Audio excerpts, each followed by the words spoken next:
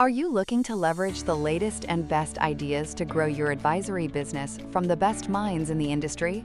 Join us every Wednesday at noon Pacific for our speaker series, featuring dynamic guests sharing real strategies for real results. Brought to you by the Best Notary, where we help estate planning attorneys grow their business with less stress and more success. I'm very excited for everyone to hear about the Harmless era doctrine. Scott is a very seasoned estate planning attorney. He also is an instructor at various law schools. And in just a minute, I'm going to get his full bio here, so I can tell you all the amazing things he's done.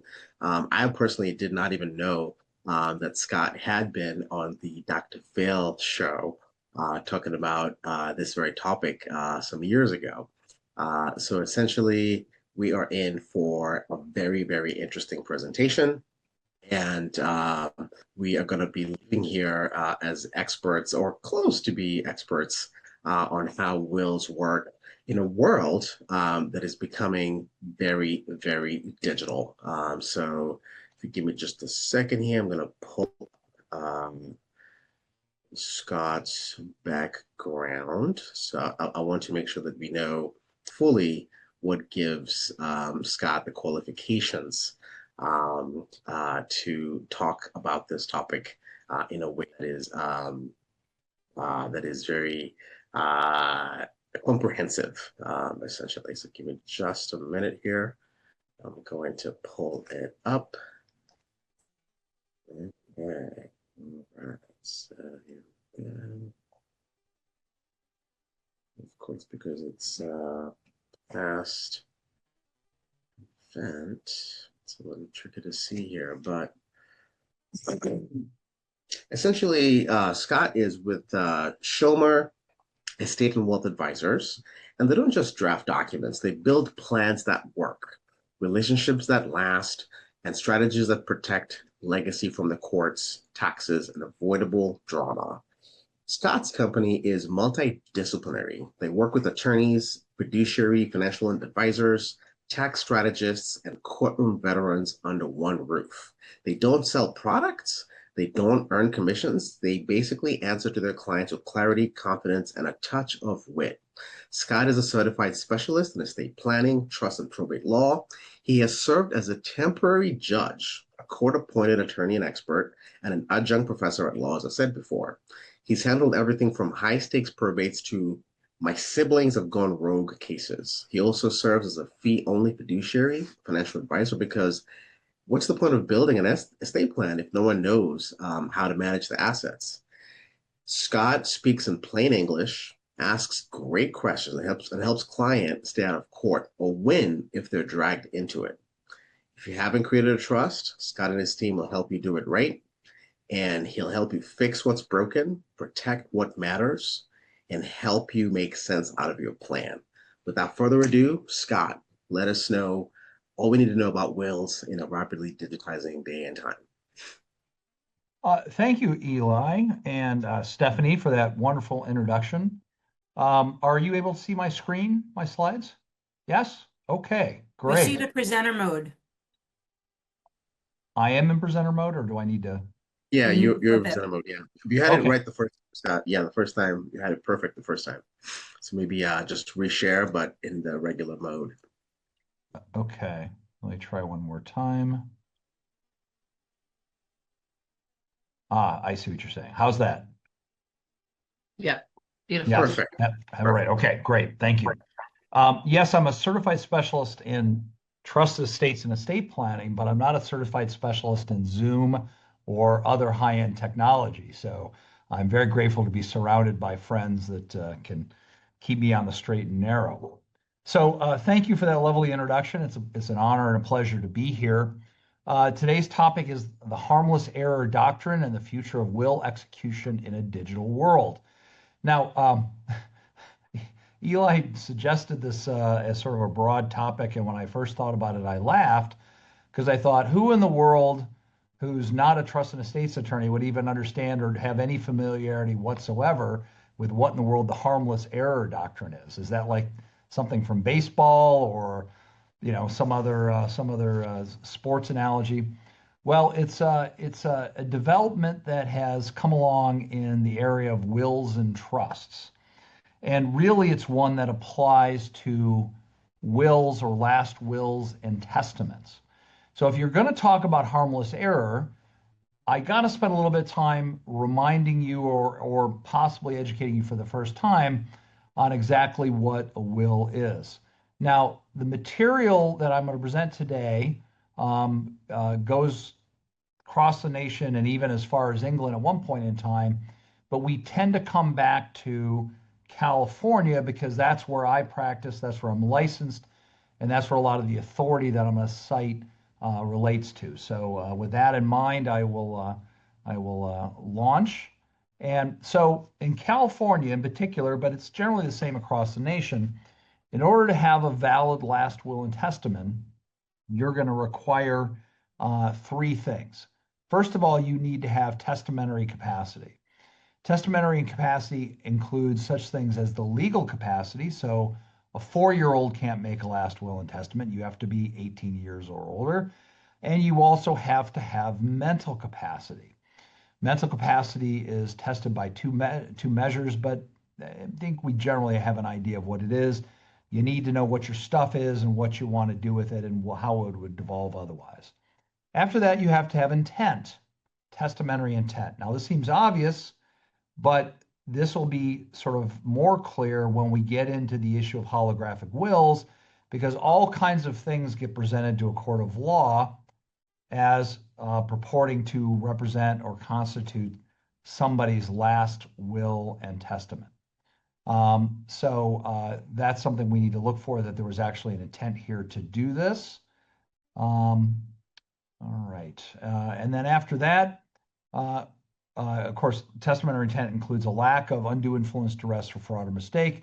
And then after that, which is really where our harmless error comes in, we have to have compliance with the formalities of execution.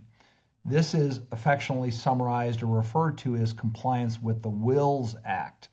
You'll hear me use that term throughout the seminar today, compliance with the Wills Act, or that's Wills Act specific. So in California, we have two broad categories of recognized wills. One is referred to as an attested will. That means that somebody has witnessed our decedent or our testator executing the will.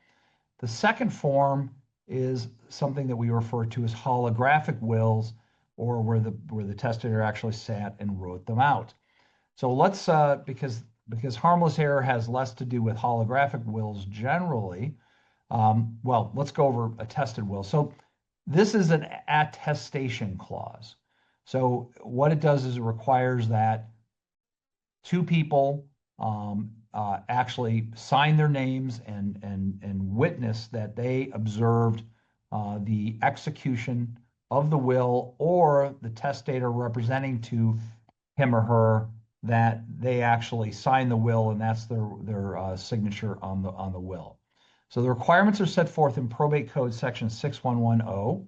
Our will needs to be in writing, signed by the testator or at the testator's direction, and in front of at least two witnesses who are present at the same time and who understand that they are witnessing a will. So those are your basic requirements, and this is where harmless error is going to come in. Before I get to harmless error, let me go over essentially what a holographic will is. A holographic will is a handwritten document where the testator's signature and the material provisions all must be in the testator's handwriting. One of the more famous examples that has arisen recently is the Queen of Soul. If you're a fan of Aretha Franklin, her family had a huge battle. This is actually one of the documents that was presented. So you can see this is kind of very different from what most people would think of as an attested will, but this type of document can be upheld in the correct jurisdiction. Which brings us to my next point, is it is important to recognize and realize that holographic wills are not accepted in every jurisdiction of the United States. So if you try to do this in Washington or in Oregon or in Alabama, that type of document isn't going to fly, or as they might say down in Alabama, that dog don't hunt. You're going to need to stick with the formalities of an attested will with two witnesses and all the requirements. Now, when these wills were first being recognized and adopted, our traditional rule is that all formalities are required to be complied with strictly, strict compliance.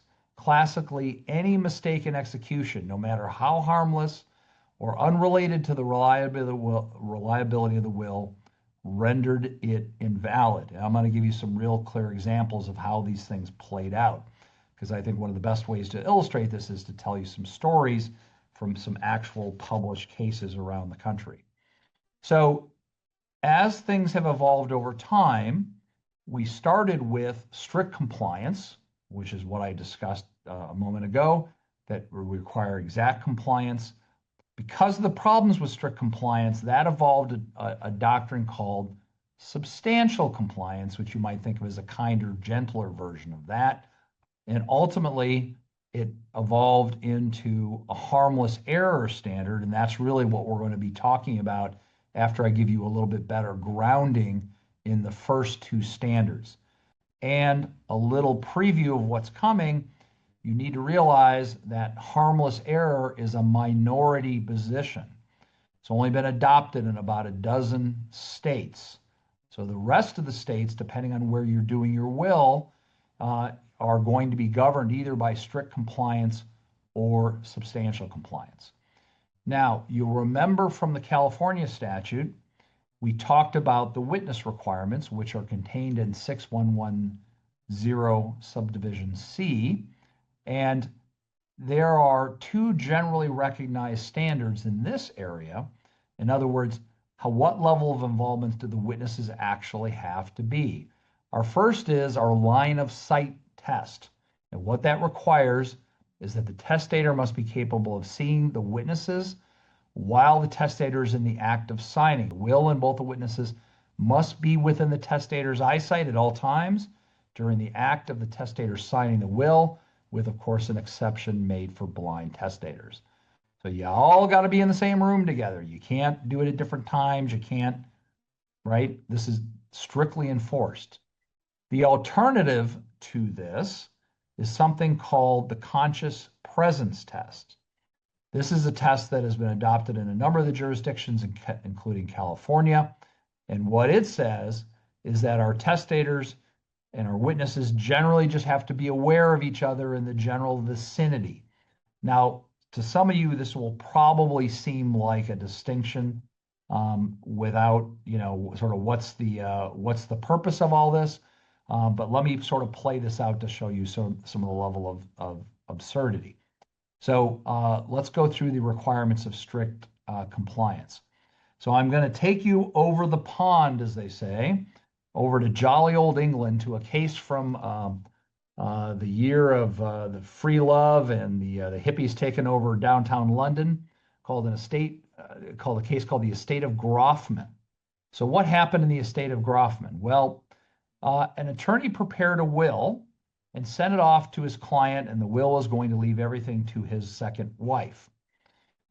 The testator, Mr. Groffman, had very good friends on the block who were known as the Lees and the Blocks.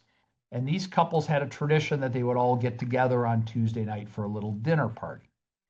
All three families were at the Block home one evening, and Charles Groffman, our testator, said to his friends, Messrs. Lee and Block, "Hey, I would like you to witness my will." Okay. Groffman pulls the will out, which he'd already signed.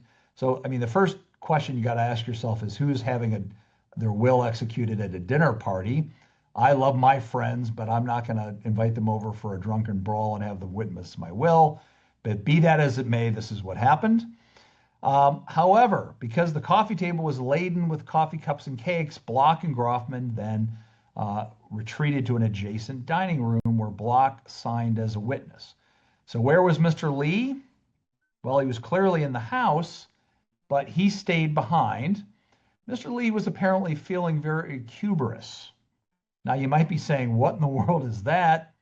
Well, it means difficult to handle or use, especially because of size or weight. This is the image that comes to my mind. In other words, he overindulged in either cakes, cookies, or perhaps some intoxicants. I don't know. He couldn't get off his backside. Mr. Block returned to the lounge. He brought Mr. Lee to the dining room, and Mr. Lee then eventually signed as a witness. And the litigation focused on whether or not the witnesses were present together at the same time when Mr. Groffman acknowledged the will. So keep this straight in your head. They were all in the same house. They were all at the same party, but these two witnesses did not witness the will at exactly the same time, all within the line of sight of each other. And the question is whether or not this was a valid execution. So our Court of Appeals looked at this and said they were perfectly satisfied that the will was authentic, that the testator intended the document to be his will, and yet the will was denied admission to probate. So what's our problem? It did not comply strictly with the line of sight test. And the question, of course, you ask yourself is, should the attorney have allowed Groffman to supervise his own execution ceremony? Right? And if any of you in the audience, like Ely, are mobile notaries, you know, you got to be careful about this stuff. Are you really sort of being careful about how the execution ceremony is going? In fact, the court said, well, it's perfectly fine for the attorney to do it. What I can tell you is that I am very careful about letting witnesses be executed outside of the presence of my staff. And of course, there's a little quote that I love from, you know, be careful what you're getting into. But I think you get the basic idea. Let me give you even, to me, a more horrifying story. So this comes from Kansas in 1963.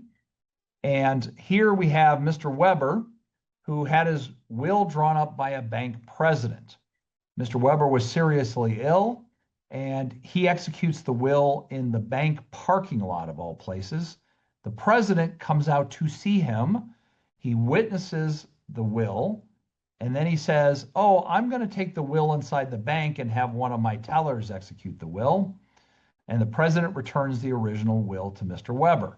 Now, this is a picture of the actual bank parking lot, and you can see the handicap parking space there. So so Mr. Weber parked in front of the bank. He could see the teller through the window. The bank president came out, and you would think this would be more than enough. In fact, the teller even waved to Mr. Weber because she knew who he was and how you doing, happy to execute your will. But the court denied admission to this will, even though the testator could see the teller, because the testator could not see the pen and the will as the testator signed. The court said, if we were to apply the conscious presence test on these facts, it would permit it to run wild.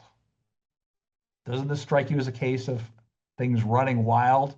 Somebody going to make a new line of videos of old testators running wild with their wills? I don't think so, but this is how our probate court works, right? Let's bring you up to something a little bit present, because maybe you're saying to yourself, oh, Scott, that's from, you know, the Stone Age, 1963. I don't even know anybody that was alive back in 1963, right? All right, well, let's bring you up to West Virginia, 1998, with Mr. Miller. Mr. Miller went to the bank to have his will executed. He showed up in his wheelchair, and he waited at his wheelchair at the desk of Miss Pauley. This is the view from the desk. You are seeing in this picture the two witnesses to the will. You can see one over at a desk, and you can see one standing behind a notary teller. So after Miss Pauley took the will over to Miss Waldron's desk at the far left, has Miss Waldron execute the will, and then standing behind the teller there is Miss McGinn, and she executed the will as a witness. And what did our court say? No bueno, declined to admit the will because none of the parties signed or acknowledged their signatures in the presence of each other. Now, at this point, you're probably saying to yourself, you've got to be kidding me. No, I'm not. This is a published case. By the way, this is a case that I teach to my students at Loyola Law School because it's in probably the most popular and widely used textbook on this subject. This is our strict compliance. This is our line of sight test. This is the rigors to which the Wills Act applies. Now, let me do a little sort of pause. Why are we being so difficult about this? Why is this so challenging? You know, I click my Apple renewal agreement with a click of the mouse and it all just, why can't it be that seamless and frictionless? Here's the thing that you need to keep in mind when you're talking about a last will and testament. A last will and testament is a set of instructions to a probate judge who doesn't know you from Adam about how to distribute your entire net worth and life or any assets that come through the probate court, right? So you're giving written instructions to this judge. This judge potentially has incredible power over potentially millions and millions of dollars of assets. This is not something that a judge does lightly. They don't just do it because, well, you know, hey, Fred told me the other day before he died that this is what he wants. No, no, no, no. There aren't any verbal plans. We got to follow formalities. And if somebody complains or objects about this, the thing you got to remember and keep in mind is this is essentially a lawsuit. Probate is a lawsuit that is filed to govern the transition of your property. And it will affect certain people, some of which may challenge, some of which may object, right? And the minute you're in lawsuit land, we are now talking about the rules of evidence. Remember the rules of evidence? Remember that horrible thing called hearsay, that we don't want to take the word of somebody who's not in court in front of us? Who's the most important person for Mr. Miller or for any of our Mr. Guffman? The most important person is the dead person. They will never come to court. They will never be there to comply with the rules of evidence. And yet, we are asking the court to make decisions about this. So the way they balance these two things, the want to not to go wild with the observance of formalities, is we create the Wills Act, and we create the technical formalities that these things have to be done correctly. Not one witness, two witnesses. Not just any couple people on the street. They got to know they're signing a will. They got to do it together. They got to see what's going on. And if you don't comply strictly, we're not going to follow your wishes. And it's really no skin off the court's nose, because if your will doesn't get accepted, the court has the laws of intestacy, and it has the people that are related to you that it will appoint to take over and do this for you. Okay? So the court has a backup plan. You just may not like the backup plan. But if you want to use the court system, you got to play by their rules. And that's where we get into strict compliance and eventually harmless error. Okay. So thank you for that aside. Let me go through a couple other fun examples. This will strike some fear into the heart of some notaries here. Ely, don't sweat too much. This is a case called In Re Chastain. So here's the body of the will. This is from Tennessee in 2012. Now we're getting into this decade. And you'll notice that this is where my cursor is, if you can see it, this blank line, is where our testator was supposed to have signed. And because of the way the form got printed, there was not enough room on the form to be able for the testator sign. Now, there was enough room for the witnesses, but there was not enough room for the testator. So our ever innovative notary and all handy dandy person, what did this person do? He pulled out a self-prove will affidavit. This is a document that's designed to verify that the witnesses are who the witnesses are. And you can see our Thomas Chastain signed here in the circle on the right-hand side of the screen. So it's simple. You just put these two things together, right? Two documents, you read them. Stephanie's giving me a big head shake. Absolutely not. Too bad, so sad. Not sufficient. The holding of the court said the will was not executed. You cannot read these documents together. And the court, applying strict construction and strict judicial interpretation, said if the legislature of the state wants to authorizing something less than strict compliance, then they can pass a rule. But the rule in our state is strict compliance, and you didn't comply. Okay, so as you can imagine, and as you've seen already, being this tough on these rules, with these rules, causes some problems and some pain. So over the years, we've had some kind of crazy results. And I think these two cases illustrate it better than anything else, because what you've gotten is you've gotten some judges that have had a little bit of heart and felt bad for these people and decided to bend the rules a little bit. So what does that look like? So our first case is a pair of what we call mirror image wills, which is why I have this illustration in here. Plavinko's estate, a case out of Pennsylvania from 1959. So we have a pair of spouses, Vasil and Helen. They retain a common attorney to prepare mirror image wills. What that means is the husband's leaving everything to the wife's leaving everything to the husband, right? All looks great, except, whoops, Vasil signed Helen's will, and Helen executed Vasil's will. I see Ely sweating again, right? Oh God, please don't let this happen. Nobody caught it. The witnesses didn't caught it. The lawyer didn't catch it. They all signed the wrong things, and the wills were denied probate.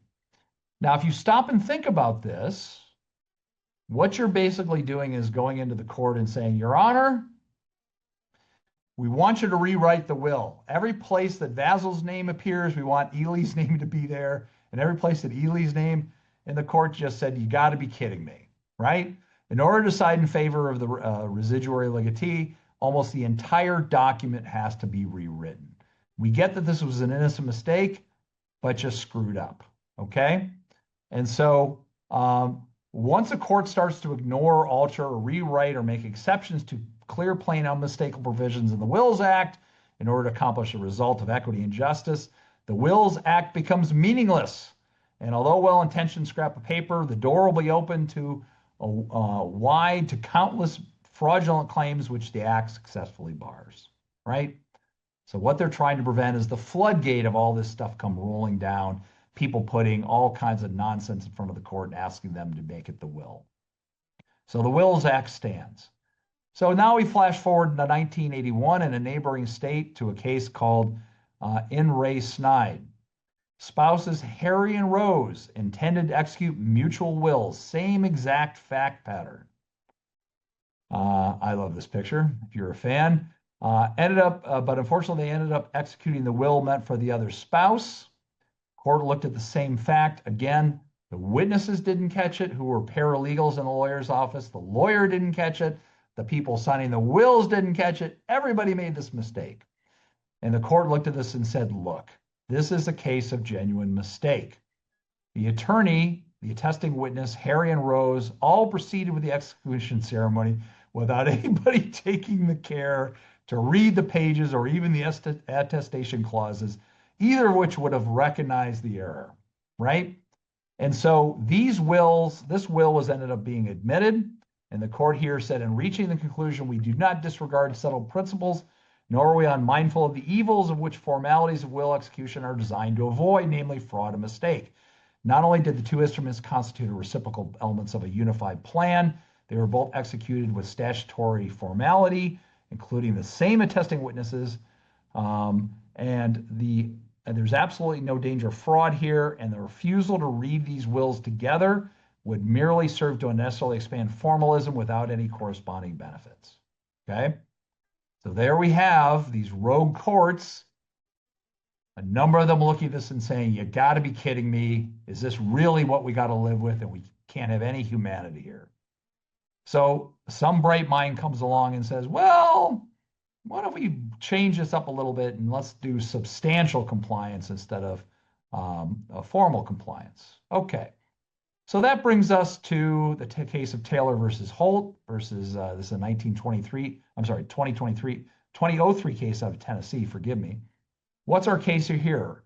Well, Mr. Stephen Goffrey sat down and typed up a will using a word processor. If anybody can see this well, you'll recognize that he signed it using a cursive signature. This was very popular if you were an early Macintosh user.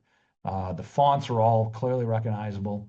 He then printed the document and signed it. So rather than actually signing the will, he used a computer program, okay?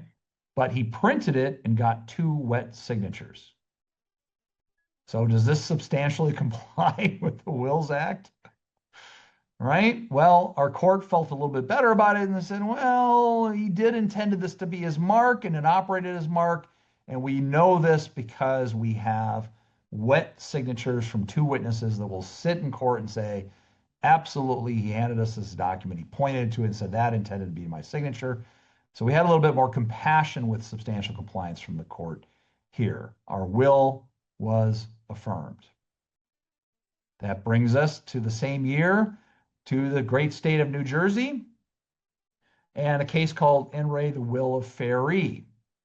So here, if we're going to let Mr. Holt get away with what he did, here we have a will with just 1 witness, but this witness is a notary. Now, if you haven't thought about this for a while, Eli's a notary, I'm a notary. What is a notary? A notary is a state-sanctioned and approved professional witness. That's what their job is. We have to follow certain rules. We've been blessed by the court, by the state. We've been approved. We've been investigated. So you would think that when you get a notary to witness this, maybe that ought to carry a little bit more weight. Maybe this ought to put us over the finish line, right? Come on. Substantial compliance, right? Don't you think? Yeah, not so much. The fact that a sole witness was a notary public did not carry significant weight. The manner of execution did not comply with the Wills Act. Substantial compliance does not allow for the studied disregard of formalities. You still got to comply with the dang statute, right? Next, we run to Martina versus Elrod out of Georgia, substantial compliance.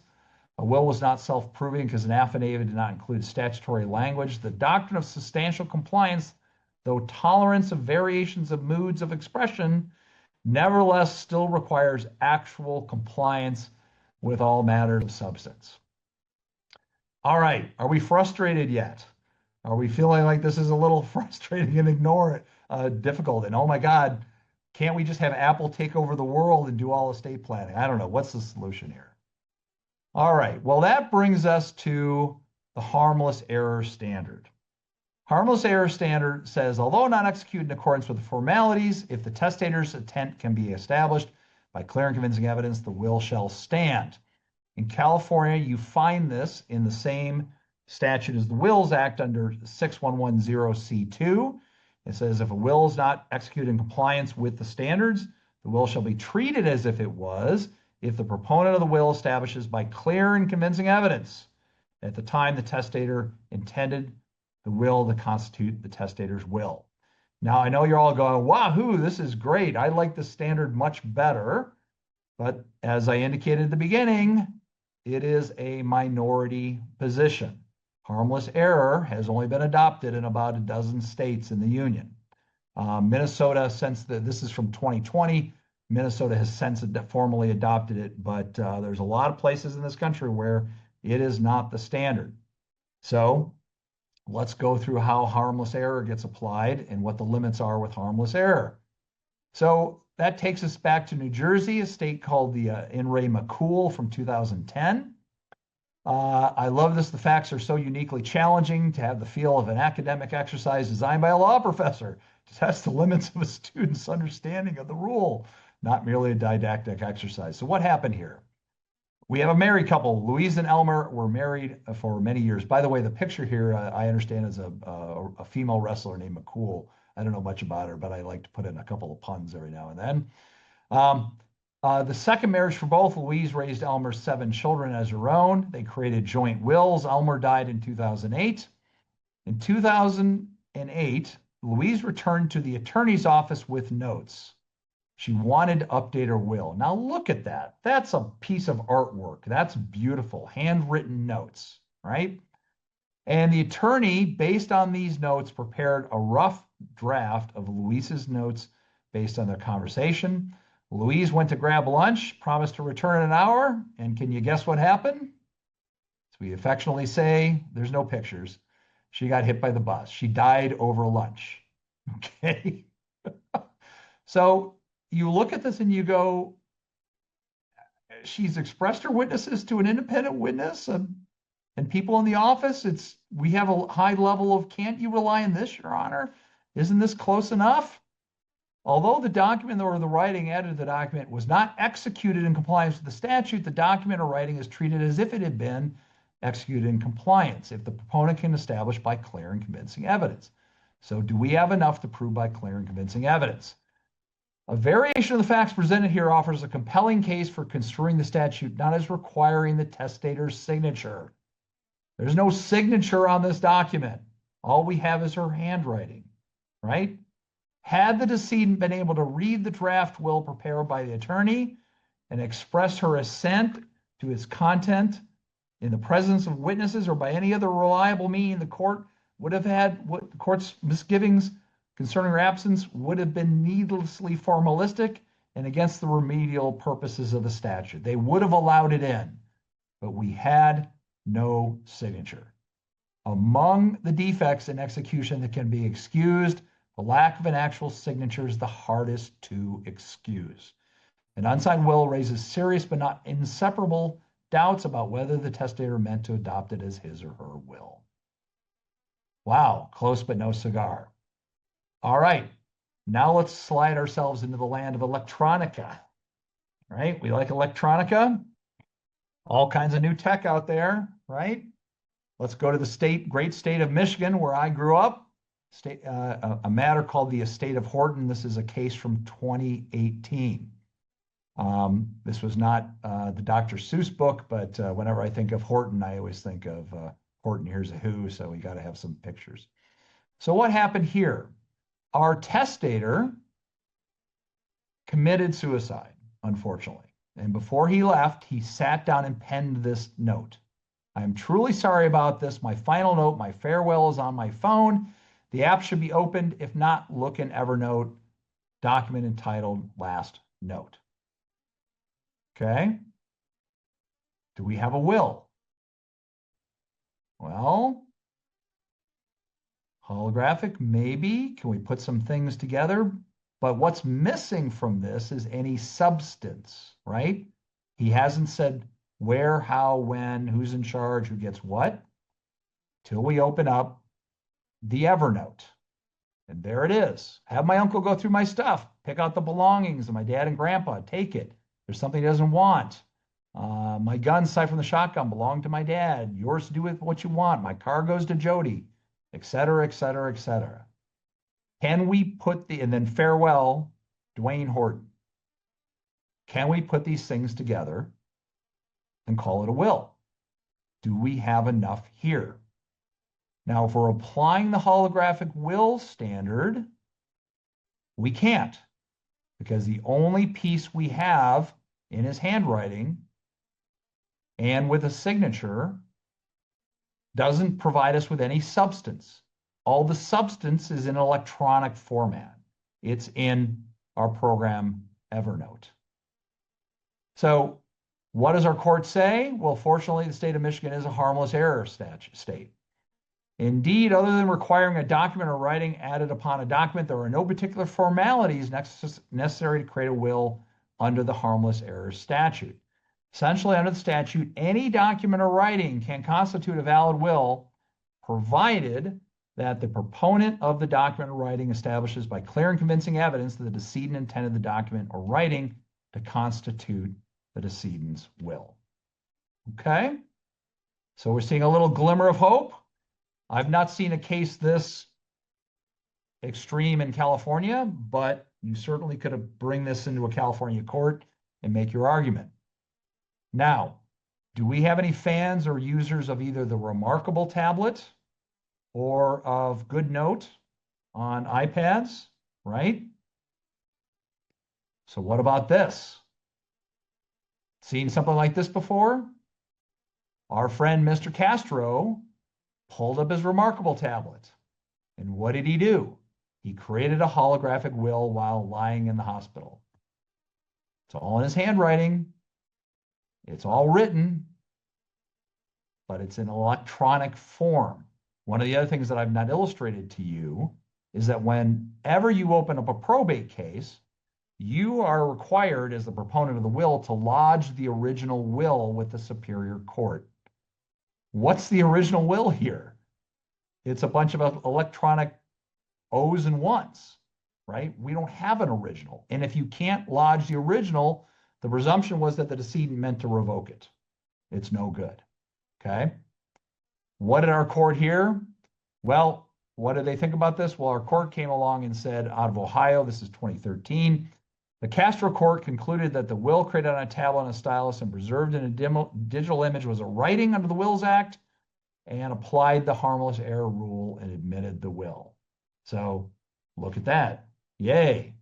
Now, I think one of the things that really helped this case significantly was not only that all the material terms were in his handwriting, but that it was actually witnessed on the remarkable file itself. So you really have sort of a self-contained thing. All right, with that, let's flash forward to 2017 and let's go to the land down under, Australia. How about a text message? Can we have this serve as the last will and testament? Okay, there it is. Dave, Nick, you and Jack keep all that I have, house and superannuation. Put my ashes in the back of the garden with Trish. Julie, take her stuff. Only she's okay, gone back to her ex again. I'm beaten. A little bit of cash behind the TV and a bit in the bank. Card pin number is this date. My will. It's not signed. It's not in his testator's handwriting. And as you look at this, the story, before I tell you this, the story behind this is this was a tragic situation where a gentleman was separating from his wife. Apparently she had separated several times before and he was frustrated. It turns out that he didn't send this text message. Should that matter? Well, how do we know this isn't just a draft, right? Maybe this was just a thought he had. On the other hand, maybe he didn't send it because he knew if he sent it, somebody would try to intervene and stop him from committing suicide, right? What do we do with this? Well, in this case, if you're a fan of harmless error, the court actually admitted this thing in as a will using the harmless error standard because the heirs were able to convince the court that indeed this is what his wishes were, and this was his best shot at the last will and testament. Now, as an attorney, would I ever recommend a client do something like this? Absolutely not. But you have at least one jurisdiction where something like this has been accepted. So how about the future? So you say to yourself, well, what about all these new laws they're passing? And we're doing this electronic notary stuff. And one of the things that was commented is Ely may be more in tune with some of this because I know he's on the front end of this stuff as one of the leading notaries in the country. Well, we have a couple of statutes. We have something called the Uniform Electronic Will Statute. But if you thought harmless error was a stepchild, a forgotten stepchild, the Uniform Electronic Wills Act has only been adopted in 4 states, Colorado, North Dakota, Utah, and Washington. And what it does allow is a will may exist in an electronic medium if it is retrievable in perceivable form and readable as text. Okay? So applying a standard like that, a document like those used in Horton, Castro, Nichols would be omitted. But if you're like me, one of the shiny new objects that I've found lately is I love dictating into my electronic devices. And there are all these amazing transcription services, right? That will take your dictation and transcribe it. So under this standard, a dictation transcription program would not be admitted under this act. Okay, fun. And it's only adopted in 4 states. How about the non-uniform electronic will statutes? And I hope a few of you lawyers are out there, a few of you non-lawyers out there sitting to yourself, is this how these people spend their free time thinking about uniform and non-uniform statutes for the rest of the country? Well, this one has been adopted in a few more states: Nevada, Indiana, Arizona, Florida, Illinois, and Maryland. What this does is it requires a qualified custodian, a neutral party subject to prescribed regulations, that maintains custody of the electronic will and certifies the authenticity of a paper copy for probate. And it also allows for remote execution via electronic presence, which I think was one of the issues that came up in one of the questions. So it's an interesting development. I will tell you that in my experience, Ely, you may have a different experience than me. I've not seen it used or widely adopted, probably at least in part because it's not here in California. And if you're going to go through all the effort to find a qualified custodian, maybe you are one, Ely. I almost say, why don't you just print something and get two witnesses in a room? That would be easier than having to worry about some of this stuff. But you know, as I've tried to show you over the course, going back to cases from 1963 and 69 and the 80s, probate court evolves slowly and in fits and starts, and all of it has to be approved by the legislature and adopted in their infinite wisdom. So you never know for sure. And to all this, let me throw a wonderful bucket of cold water on you to make sure that you understand some of the things that are going on in California.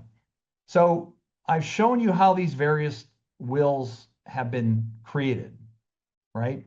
We've got a remarkable tablet, we got an email, we got an Evernote, we've got a variety of different things. How do we determine, and when does it come up that those documents are revoked? How do we know for sure that the document is revoked? Well, California has very specific rules about how you revoke a document. Now, if you're going to have harmless error for wills, one would think that you would have harmless error for revocations of wills. But as we learned just this past summer, in June or July of 2025, in a case called In Re Boisian, harmless error doesn't apply to revocations. So let me tell you the story of this case. Here our testator was Layla Boisian, and she executed a holographic will, and she had an estate a little bit like Aretha Franklin, in that things kept popping up, right? Documents in the couch, and here's a will, there's a will, that type of stuff. So she had a son, and the son was actually a lawyer, and the son went to somebody and they said, let's make it formal. Let's sit down and write up a formal revocation. And that's the document. And it says revocation of powers of attorney and estate planning documents. And if you go through and you read this, and it says, item number 3, I hereby revoke everything, including about limited to all wills executed by me, right? And there it is. And this document, I believe, was actually notarized as well. Now, any lay civilian that would look at this would say, how could this not be absolutely clear that this was her intent to revoke all of her prior wills, right? But as we say in the court system, too bad, so sad. We have to first turn to our probate code here in California. The way you revoke a will is a will or any part thereof must be revoked by the following: a subsequent will, which revokes the prior will by expressly or by inconsistency, or you have to burn, tear, cancel, obliterate, or destroy with the intent of revoking. So how does this document do any of those things? How does it burn, tear, obliterate, or destroy? It doesn't. You actually have to physically mark up the prior will, or burn it, or tear it, or destroy it. They didn't do any of those things, right? And then you ask yourself, well, it can be revoked by a subsequent will. Is this a subsequent will? And it's not. Even under the harmless error standard, it's just a revocation. That's all it is. Okay? So after a very long trial, 20-day trial, a very learned judge who I've done trials in front of before down in Orange County, smart man, went through and did a very deep analysis and said, well, you know what, I'm convinced by clear and convincing evidence that this was intended. This is what her intent was. She clearly wanted to revoke. I don't see anything that contradicts this. But the Court of Appeals didn't agree. Can we apply harmless error? Turns out in California, when we adopted the harmless error standard, it was not adopted for revocations. Isn't that fun? So in order to revoke this will, that document was ineffective. You either needed to do a new will or you needed to do a physical alteration of the document. Ask yourself, I mean, you know, it's just like when they say when you post something on the internet, does it ever officially go away? When you open and create a file on your hard drive, does it ever, even if you erase it and put it in trash, does it ever fully go away? Aren't there technical people that can dig into the bits and the bytes and the hard drives and dig this shit up? How do you ever destroy this stuff? You probably can't. So what the court in this opinion, they said, forget it. That revocation doesn't work. We're going to uphold the original will. And if you guys don't like this, because the uniform harmless error standard included applying harmless error to revocation, but California in its infinite wisdom decided, no, we're going to exclude it. We're not going to include the harmless error standard. And the court came along and said the legislature has set a limit to which it's willing to incorporate harmless error into our revocation rules. Perhaps this too requires revisiting. Good times, right? Okay. So if I had to summarize all this stuff up, what I would say to you from the top again is you need to remember the purpose of a will, a last will and testament, is that it is a set of instructions to guide a lawsuit. If you're going to go play in the lawsuit sandbox, if you're going to go play in a court of law, you have to be cognizant, you have to be aware of the rules of evidence. Very strict rules of evidence. Lots of cases fail because of the rules of evidence. They just don't let stuff in. And the most important person with a will never be a witness in this case that you're going to file in probate court because they are dead by definition. So the way the court gets around that is they have set up the testation requirements or the holographic requirements for last will and testament. And in most jurisdictions, those things have to be strictly complied with to have it to be a valid will. In about a dozen jurisdictions, including California, we can rely on the harmless error standard, but I wouldn't wish it on my worst enemy. It's the argument of last resort. You got to make a really good showing that this is what they intended to do. Okay? So this is why, if I can be a little self-promoting for Stephanie and Ely and myself, this is why it's important to work with people that know what they're doing and know how to do it correctly and do it right. One of the biggest nightmares I get is when I get the call and the client walks in and goes, oh, I took the estate plan and I just marked it all up and I just made some changes. No, this is a document that is designed to protect you, your family, and might be used for decades to come. I write trusts that go on a century. So you got to be careful with all of this. Okay, with that, with your permission, I will turn it over to questions. One little piece of selfish self-promote, forgive me, Ely. There's a QR code if you want to say nice things about me. We love Google reviews. If you enjoy the seminar, I want to spread the word. But with that, I will shut my mouth. Steph, Ely, why don't you tell me, should I go through the questions or are we going to open up the microphones? How do we proceed? Oh, Scott, thank you so much. I am just, my mind is blown. So many things have fallen into place. Why lawyers keep saying, come into our office. We want to make sure this gets done properly. I get it. I get why you have clients come back to your office 3, 4, 5 times because you want to make sure that all the T's are, crossed and the I's are dotted. Thank you so much. A ton of questions. I'll pop the first question. So for that last case, um, what did they intend by revoking the will if there was no new will? Just to make sure that the last will wasn't followed. Is that what the reason was for the revocation without a new one that could have been the one that replaces the old one? So a friend of mine handled, a couple colleagues of mine actually handled the trial, and I got a little bit of the behind the scenes thing. But this was a classic fight between siblings, and the existing holographic will left everything to the daughter to the exclusion of three or four other kids. They finally got, for lack of a better description, mom out of the clutches of the controlling daughter. And mom basically said, well, I think I signed some things I don't know. And so they prepared this revocation with the idea that basically that the estate would be distributed across the entire family. So all the siblings would share and share alike. So that's what the trial was about.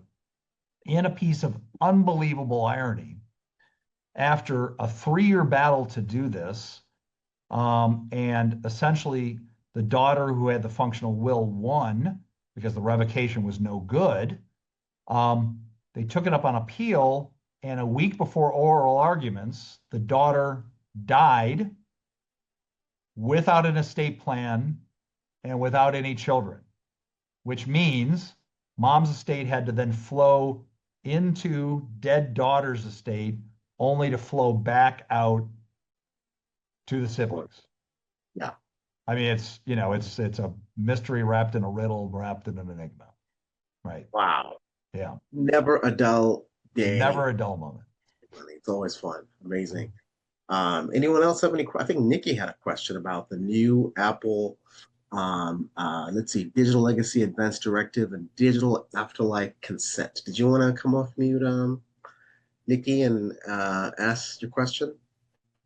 Nikki is what we call a digital thanatologist. So she is coming in to help people protect their digital legacies. I'm not sure if Nikki's able to chat, but if she can, but so Nikki helped me, Scott, realize go into Apple. Apple has a feature now that lets you name a person as your legacy contact, and if you pass on, they can bring a digital certificate.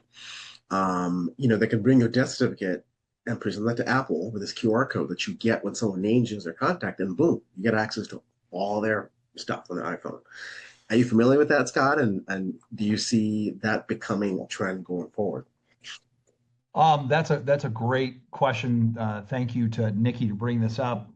I have been, I think, blessed or fortunate enough not to have too many fights over that one, but I'm sure they're coming. I actually published an article in the Daily Journal. You can find it on my LinkedIn page about something similar, and that is the ability to access data when you have somebody who's either deceased or they're incapacitated is Hmm. incredibly challenging. And they passed a law 10, 15 years ago called RUFTA. Please don't ask me to explain it all out. But it was designed to sort of do that. But when California adopted it, just like they kind of screwed up the harmless error adoption, they didn't make it clear that somebody who was a court appointed fiduciary could be able to do that. And that was sort of the essence of my article. So Mm. I think the easiest way that I can say this to you, Nikki, is that I see this as sort of a never-ending battle and struggle between the forces of capitalism and commerce versus the old school fortress that's law. And um, the law is always slow to catch up and takes more. There we go. The Revised Uniform Fiduciary Access to Digital Assets Act, RUFTA. Thank you. Um, the law always takes time to catch up, and what ends up happening is you have a whole series of people like you that lose their minds and scream and yell, and eventually some legislature pays attention and they write the law and they adopt it, and all this stuff should be uh, much more accessible. And we face all kinds of frustration with trying to help people after we've had somebody either incapacitated or gone. and not letting people have access to it. So I applaud Apple, and I hope it becomes more uniform. I I mean, don't just think even the social media accounts, right? I mean, they're just so far behind. And there's monetization happening on these social media accounts that the families aren't able to get access to. Yeah, no, in my law class, I teach 100 years of heartbreak and agony Mm. over the law not keeping up with things like women's suffrage and support obligations and whether you do a will or a trust. I mean, it's kind of ridiculous. It moves very slowly. But what it depends on is good people like you out there pointing out the problem, advocating for solutions, and finding a better way forward. Thank you, Scott. One of the questions during the pandemic, Scott, a lot of people could not fully comply with the strict compliance tests, as you've talked about. Do you have any personal cases, situations where people, I think some of my lawyers are doing an affidavit that says, you know what, it's the pandemic. People are, it's a life or death matter to be in a room with someone. Any, particular anecdotes that came out of that, I'm sure there's a stream of cases that maybe went to probate after the pandemic happened.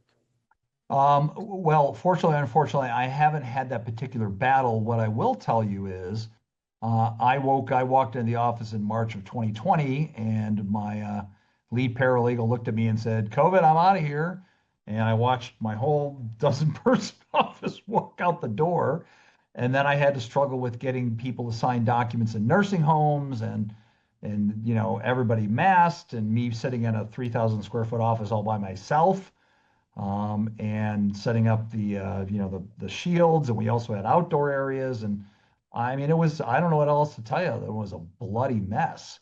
One other thing that I've not really illuminated, because it's a sort of a question of how deep you want to go on this stuff, is recognize again that what we're talking about is the Wills Act, and we're talking about wills.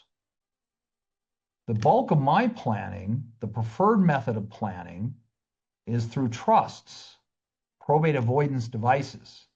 I don't want this done in a court of law. I want it done privately.